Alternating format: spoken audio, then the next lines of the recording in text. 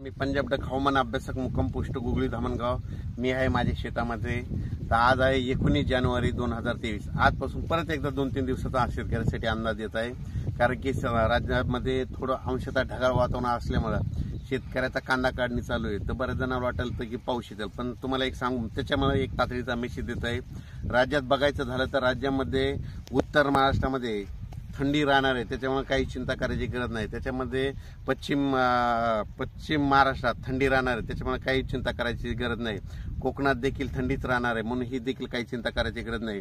मराठवाड्यात देखील थंडी दिवसा ढगाळ वातावरण राहणार आहे 25 जानेवारीपर्यंत, आणि दिवसा मात्र ढगाळ रात्रीच्या थंडी राहणार आहे, म्हणून ही अंदाज लक्षात द्यायचा।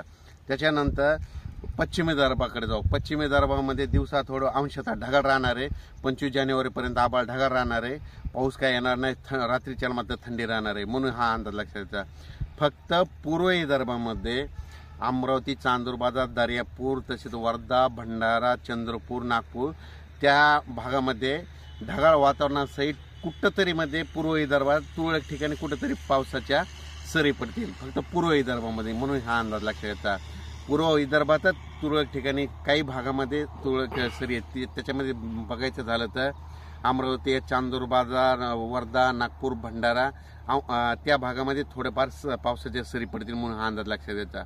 25 जानेवारीपर्यंत फक्त पूर्व विदर्भामध्ये ढगाळ वातावरण आणि थोडी पावसाची थोडी शक्यता आहे। सगळीकडे पाऊस नाही, सर्वदूर नाही पूर्व विदर्भात, म्हणून हे देखील अंदाज त्यांनी लक्षात द्यायचा।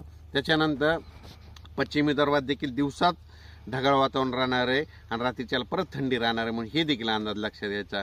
आणि मराठवाड्यात देखील तशीच परिस्थिती राहणार आहे। मराठवाड्यामध्ये दिवसात ढगाळ वातावरण 25 जानेवारीपर्यंत राहणार आहे, रात्रीच्या थंडी कायम राहणार आहे। पश्चिम महाराष्ट्रात दिवसा देखील थंडीचा गारवा जाणार आणि रात्री थंडी राहणार आहे। उत्तर महाराष्ट्रात देखील थंडीचा पारा कायम राहणार आहे, म्हणून हा अंदाज लक्षात द्यायचा।